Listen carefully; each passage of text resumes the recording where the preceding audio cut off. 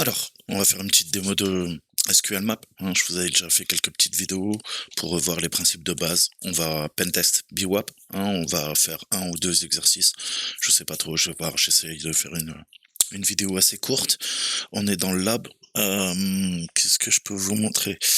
On va faire une map sur notre machine que vous connaissez.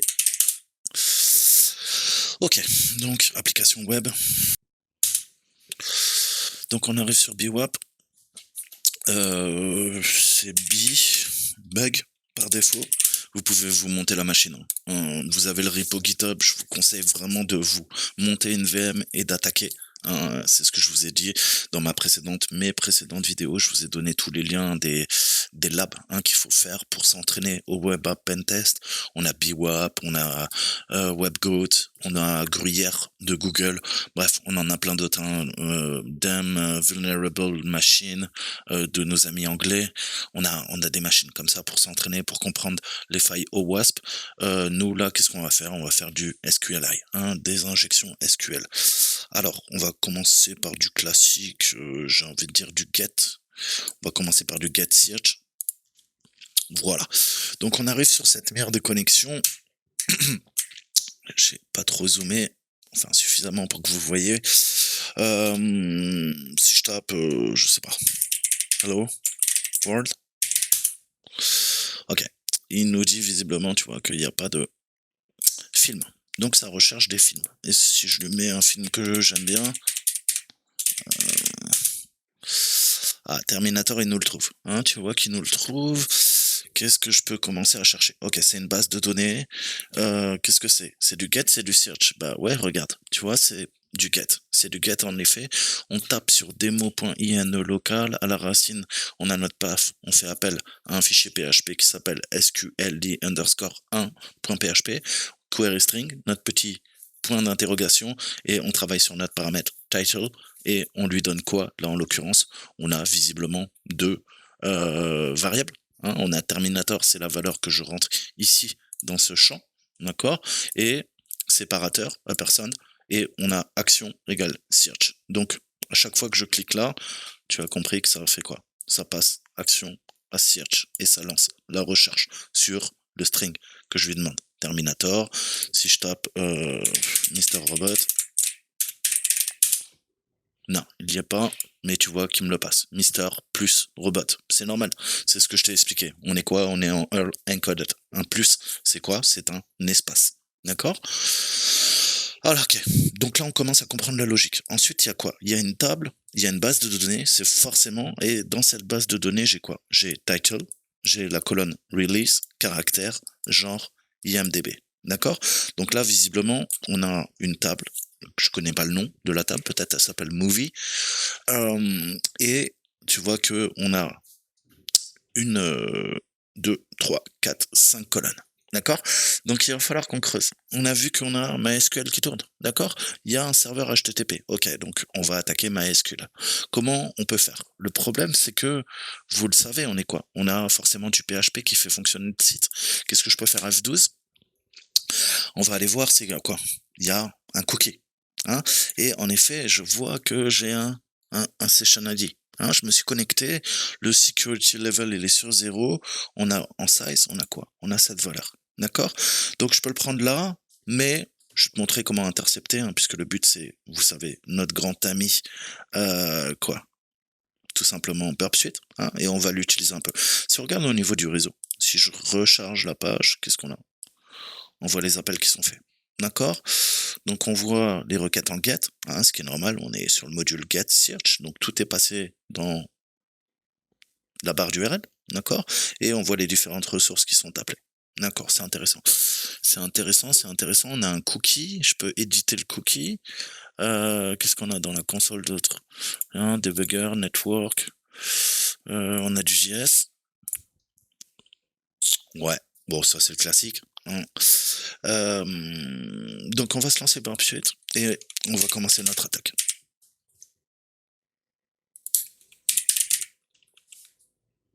Ok, donc on passe en mode interception.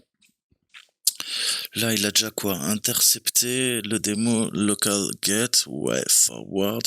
On va recommencer. D'accord. Donc, je recommence. Toto. Ok, ça intercepte. Donc, tu vois que là, on a, c'est quoi? Le PHP seed, hein, je te l'ai expliqué dans mes précédentes vidéos. Grosso modo, on demande à PHP de nous générer un cookie d'authentification. Hein. On a vu que je me suis connecté à la mire de connexion. Qu'est-ce qu'on a fait? Je suis arrivé sur le serveur, j'ai rentré le mot de passe, enfin le username B, hein, ça veut dire l'abeille, c'est pour ça qu'elle s'appelle BWAP d'ailleurs. C'est l'application de la petite abeille, et j'ai rentré bug. Comme password, ok. Et ça nous permet de nous authentifier. Donc là, vous avez plusieurs niveaux hein, sur ces applications. Je vous rassure, on est quoi? On est le niveau le plus faible. Hein, au niveau de la sécurité. Le but, c'est d'apprendre les bases. Et plus vous allez monter en compétences, plus vous allez apprendre à contourner les protections. D'accord? C'est pour ça qu'on a le 7, Security Level. Là, à mon avis, on est en low. D'accord? Donc là, j'ai intercepté. On va se concentrer là-dessus. Hein, moi, qu'est-ce qu'il me faut? Il me faut absolument cette valeur de cookie. Pourquoi il me faut cette valeur de cookie? Parce qu'on va utiliser SQL Map. SQL Map, il a besoin de la valeur de cookie pour pouvoir commencer à énumérer la base de données. D'accord? On a vu qu'on a cette base de données, on a une ou plusieurs tables. En tout cas, on a une table qui s'occupe du film. Hein, on lui rentre un nom de film, elle essaye de nous trouver dans la base de données si ce film existe ou pas.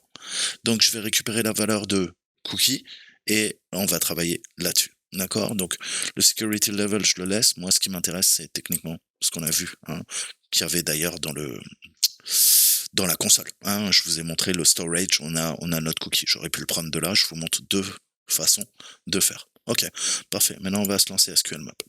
Alors, SQL Map, il lui faut un host. Le host, c'est quoi? On l'a vu, je lui passe un string, d'accord? Donc, j'ouvre en double quote. On n'est pas sur du HTTPS, on est sur notre serveur par démo INE local, d'accord? Et après, qu'est-ce qu'on a vu? Bah, il faut que je lui passe le reste du string, d'accord? Je vais injecter le cookie là et on continue. Alors, je peux utiliser burp. On a vu que ça tape sur quoi? Sur SQLi, ou rappelez-vous, je vous le dis tout le temps, on peut utiliser le refer. On va prendre le refer. Hop là. Donc ça, je colle. D'accord? Jusque-là, pas de problème. Title, hello, Mr. Robot, en fait, tu mets ce que tu veux. D'accord? Donc là, je referme, puisqu'on a vu que c'était un string, et je lui passe quoi? Je lui passe le cookie. Alors, c'est un dash dash cookie, parce que c'est un argument long. Euh, ensuite, là, on a notre paramètre. Pareil. Qu'est-ce qu'il faut? Ça, c'est la valeur. C'est bien, mais qu'est-ce qu'on a vu? On a vu que c'est quoi? C'est un cookie PHP seed. Donc pareil, il faut que je remette PHP seed qui est égal à une valeur. D'accord. Là, on est plutôt pas mal, mais c'est pareil. Cookie, on passe. Tout ça, c'est une chaîne de caractères. Ok. Donc là, je viens de lui dire, grosso modo, voilà le serveur qu'il faut que tu audites, et voilà le cookie. Mais il nous reste des choses. D'accord? Ça, est-ce que on en a besoin? Bah oui, en fait, parce que c'est intégré dans le cookie. Je ne peux pas l'omettre. D'accord? C'est pour ça qu'il y a un séparateur, il y a un point virgule, et le security level, il est sur 0. Donc il va falloir également que je le prenne pour faire les choses bien. D'accord? Ok. Donc là, ça c'est pas mal. Et après, qu'est-ce qu'il faut? Il faut qu'on lui passe, je sais pas, qu'est-ce qu'on lui passe? On travaille sur quoi? Qu'est-ce qu'on a vu? On a vu qu'on, c'est quoi notre paramètre? Title. Title. On fait varier title. D'accord? Et c'est comme ça, hein, quand il y a l'action de recherche. Donc nous, on va quoi? On va faiser le paramètre title. D'accord? Donc comment je lui mets? Bah, je lui mets paramètre, petit p, et comment il s'appelle? Title. Ça, c'est pas un string, enfin c'est un string, mais on n'a pas besoin de le mettre en double quote. Ok. Alors, qu'est-ce qu'il nous dit?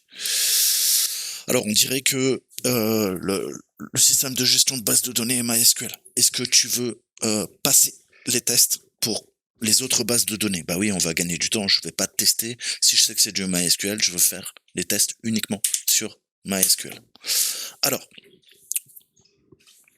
voilà les risques. Hein. Les risques, c'est là que ça devient un petit peu compliqué. Est-ce que tu veux inclure tous les tests ou pas? Plus tu vas pousser les valeurs, hein, et le niveau de risque, plus tu as des chances de crasher la base de données. Donc je t'ai dit, pour commencer soft, on veut quoi? Le minimum de risque et on va tester rapidement, d'accord? Plus tu montes le level, là il est à 1, plus ça va prendre du temps. Ça va tester de nombreux paramètres, d'accord? Et ça peut prendre une demi-heure, ça peut prendre une heure. Des grosses bases de données, on peut passer 7-8 heures à énumérer la base de données, hein. Je vous l'ai déjà expliqué dans mes précédentes vidéos. Et après, le risque, ça consiste en quoi? Eh ben, on va commencer même à attaquer la base de données, d'accord? Donc, si tu montes le risque trop élevé, non seulement SQL Map, il va énumérer la base de données, mais il va l'attaquer. Et tu peux aller très loin avec SQL Map. Tu peux lui demander de pousser une porte dérobée dans la base de données. Donc il faut faire attention. La plupart des débutants, des néophytes, vous croyez que SQL Map, ça permet de quoi? D'énumérer une base de données? Non, non, non. C'est un outil très puissant qui permet également d'attaquer. D'accord? Donc encore une fois, attention à ce que vous faites. Et voilà, hein, toutes les lois fédérales s'appliqueront si vous êtes aux États-Unis. Et puis, ayez bien l'accord de la cible. Nous, il n'y a pas de problème, on est dans un laboratoire. Donc, non, ok? J'ai pas envie qu'il fasse des dingueries.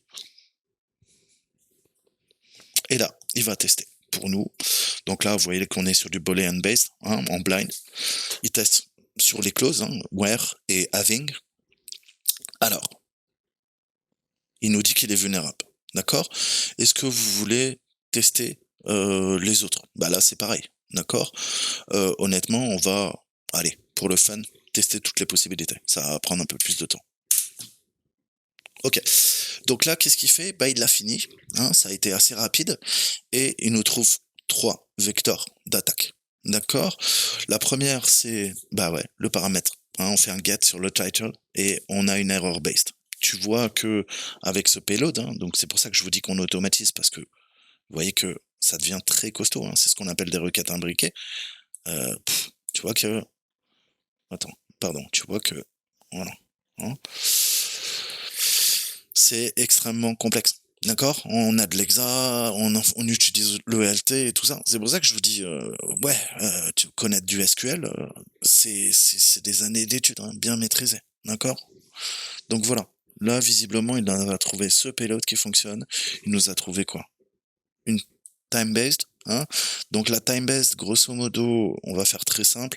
Je vais tester plusieurs valeurs et je vais regarder les temps de réponse. Je t'ai montré le network. Je vais tester. Je vais chronométrer le temps de réponse. Je veux pas que le proxy... Voilà. Doc, qu'est-ce qui se passe? Donc là, on a le cache. Ok, le cache, pas de problème. Le get. Je vais te montrer un truc que tu comprennes bien. Ok. Si je mets un truc qui n'existe pas.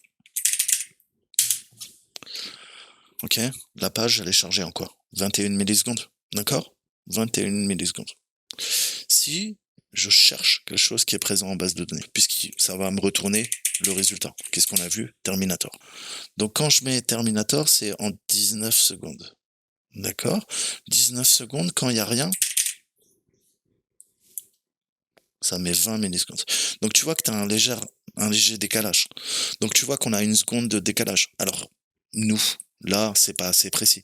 Tu as bien compris que là, on calcule même les millisecondes. D'accord? Donc en fonction du décalage, je sais éventuellement s'il y a un résultat ou pas.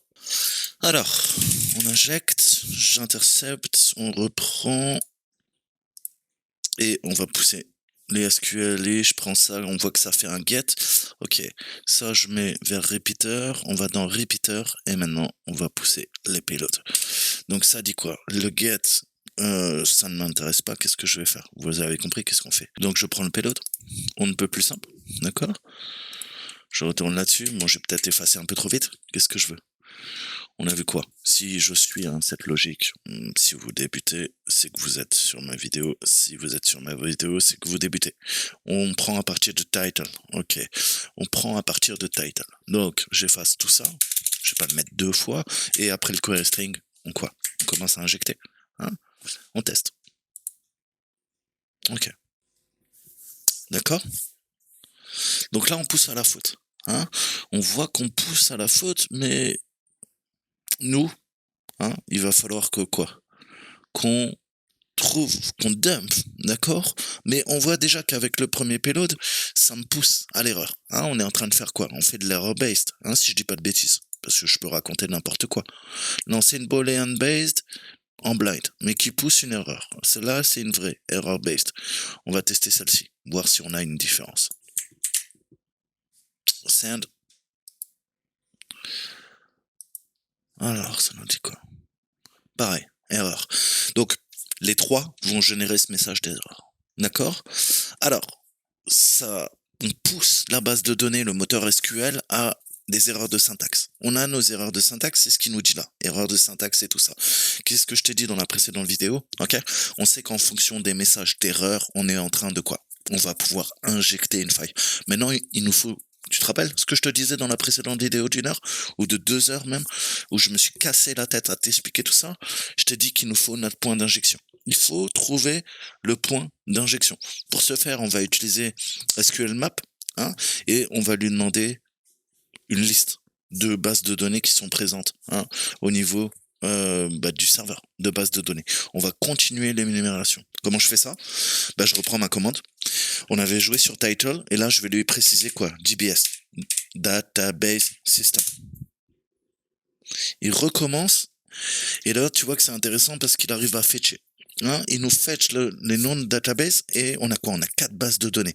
Le performance schema, l'information schema, un schéma, c'est aussi une base de données en MySQL. Tu les retrouves par défaut. Le MySQL aussi, là on voit que nous c'est BWAP, hein, on attaque l'application BWAP, il y a de fortes chances que quoi? On commence à dumper en fait, hein, la BWAP. Et là-dedans il va y avoir des trucs croustillants. Je veux éventuellement récupérer quoi? Les noms d'utilisateurs, les adresses mail, les mots de passe, d'accord?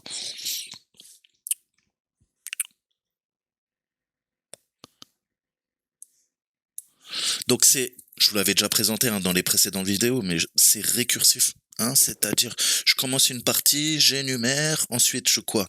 Je continue. Qu'est-ce que je vais lui dire? Je voudrais aller dans BWAP, d'accord?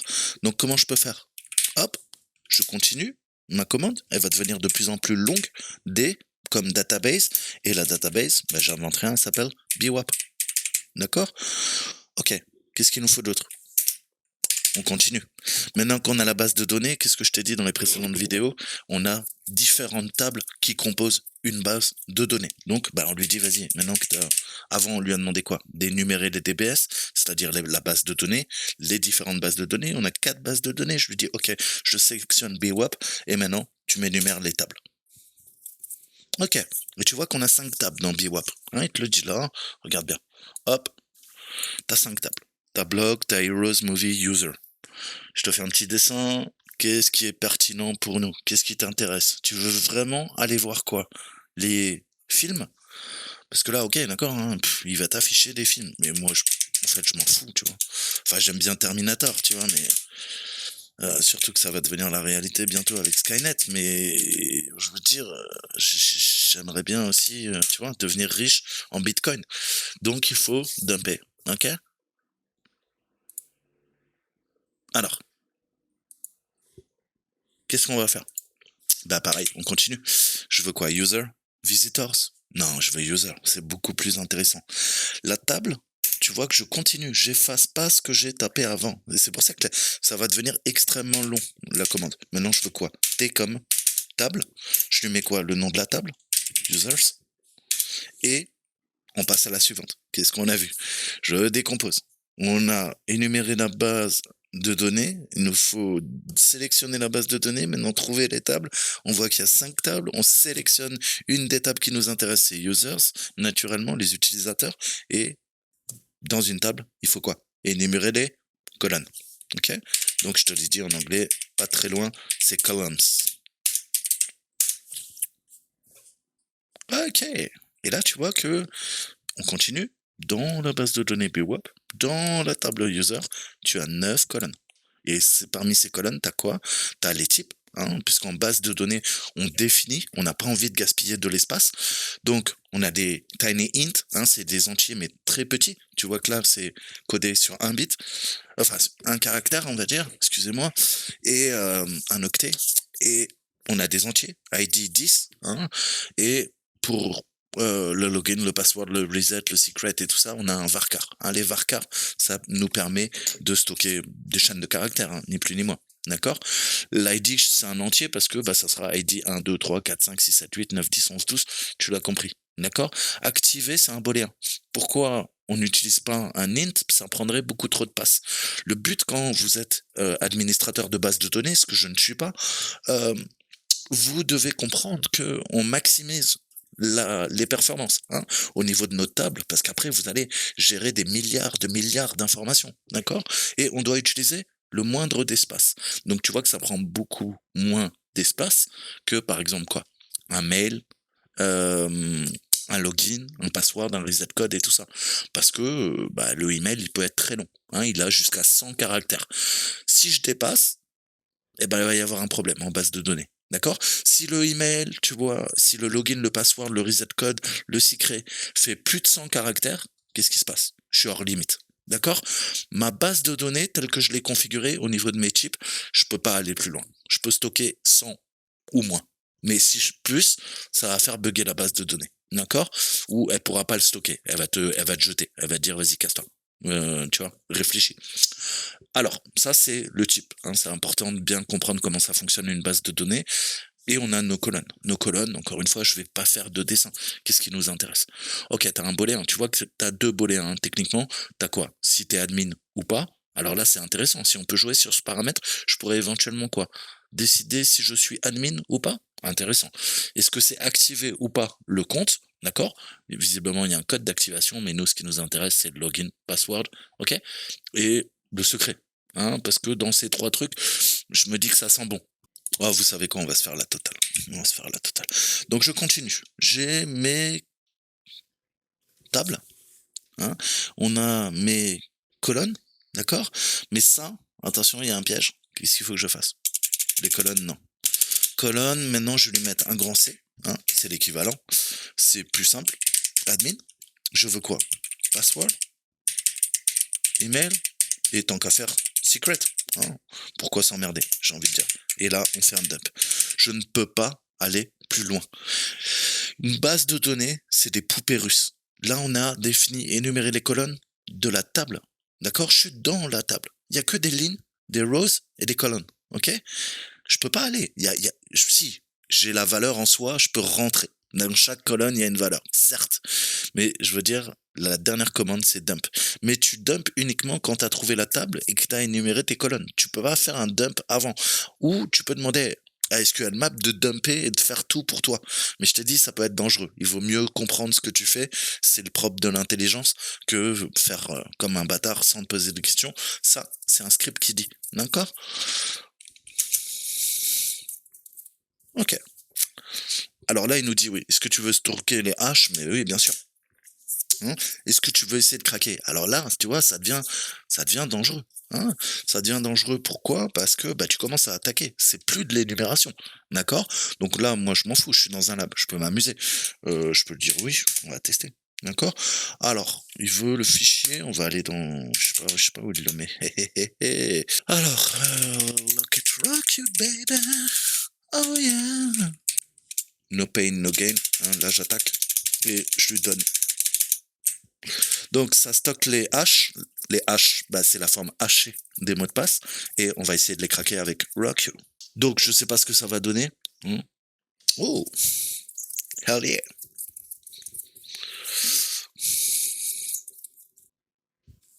Et voilà.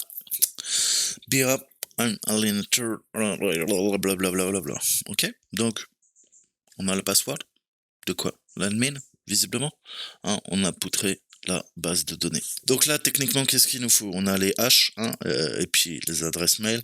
Donc là, techniquement, il faudrait quoi? Passer à la moulinette, hein, lancer un petit H4. Voilà. Mais bon, honnêtement, hein, ça, je vous l'ai déjà montré comment attaquer du hash. Hein. John the Ripper, John l'éventreur, ou comment dire, H4, le chat fumeur de hash. Donc on a notre post search. On va refaire. Quelle est la différence? On va voir. Au niveau de Bob Suite, il faut aller dans le proxy. On va. Hop. Voilà. Ok. Donc, on voit que maintenant, quand tu es en poste, tu as bien compris, hein, on a vu qu'il y a une ou deux lignes hein, qui permettent, et là j'ai mon body. Tout ça, ce sont les headers. Ok. Qu'est-ce qu'il nous faut? Il nous faut lancer l'attaque. Donc c'est pareil là, sauf que ça va être plus compliqué. Pourquoi? Parce qu'on fait du post. Hein. Donc là, c'est carrément l'ensemble des métadonnées qu'il me faut. Je peux plus quoi utiliser que le cookie. Ça ne va pas marcher, d'accord? Puisqu'on est en post. Alors comment je fais ça? Comment je fais ça? Je vais tout sélectionner, je peux faire un clic droit et je vais faire save ou copy to file. Ouais, copy to file. On va le mettre dans le route, ouais. Je vais l'appeler 1. Save. D'accord. Donc là, je viens de sauver quoi? L'interception, hein, la requête qui est faite vers le serveur. Je l'ai sauvegardée dans un fichier et maintenant, on va le passer tout simplement à SQL Map. D'accord? Alors, c'est toujours title hein, qu'on requête, mais là, qu'est-ce qui va se passer? ls4one. Ok, on a notre requête. Qu'est-ce que je dis? Alors là, c'est très simple. SQL map, je veux quoi? Un request 1 et le P, le paramètre, c'est toujours title. Pas de surprise. Et là, il se sert de notre it's like do you want to skip? Oui. Yes.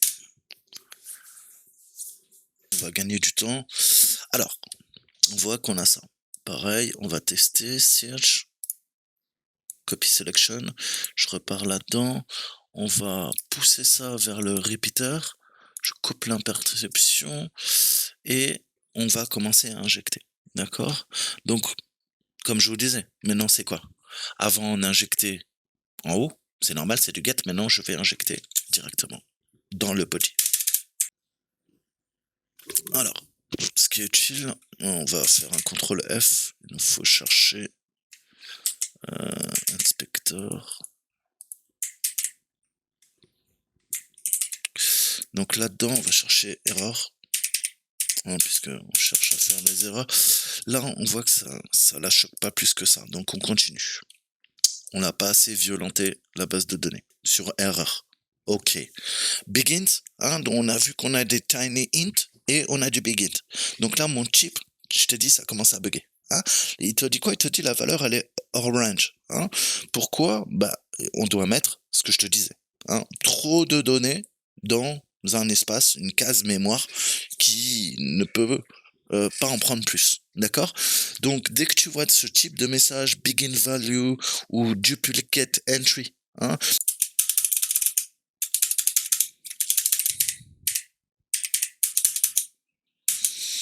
voilà. Là, tu vois qu'on se bouffe un duplicated entry hein, avec ce type de payload.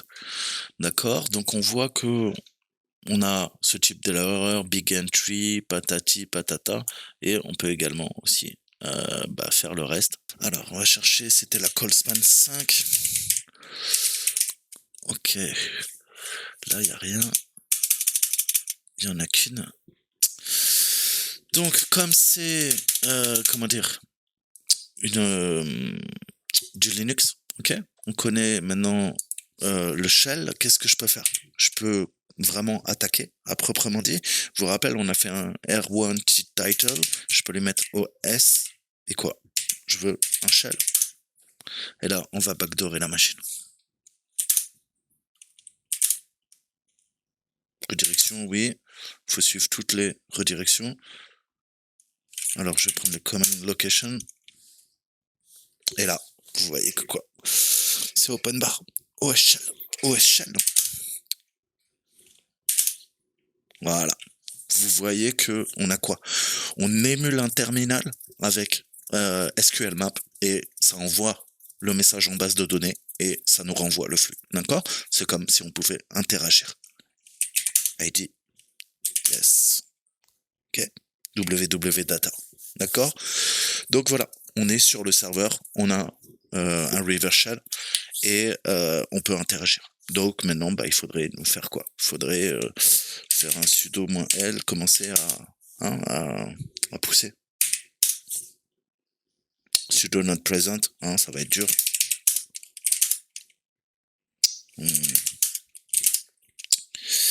et on voit qu'on est dans une sorte de jailbreak, hein, parce que j'ai tout le temps les mêmes choses. Maintenant, bah, il faudrait énumérer.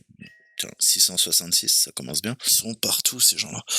Donc, voilà, c'était une petite démo, encore une fois, hein, SQL Map, je crois qu'il y a des bouquins dessus que je vous conseille vraiment de lire, parce que c'est les bases, hein, quand vous ferez du web app pentest. Donc je vous ai dit, hein, le BWAP, j'essaierai de le défoncer de long en large et en travers pour vous expliquer, hein, tous les vecteurs d'attaque, parce qu'il y en a bien plus que ça. Ça vous formera. Je vous ai toujours parlé de l'OWASP Top 10, les failles, les 10 plus connus. Je vous avais fait quelques démos sur ces milliers de vidéos que vous avez sur ma chaîne YouTube, mais là on essaiera de démonter, comment dire, le BWAP. Ça sera une bonne révision pour moi, ça sera également une bonne révision pour vous. En attendant, moi je vous dis à très bientôt. Ciao ciao.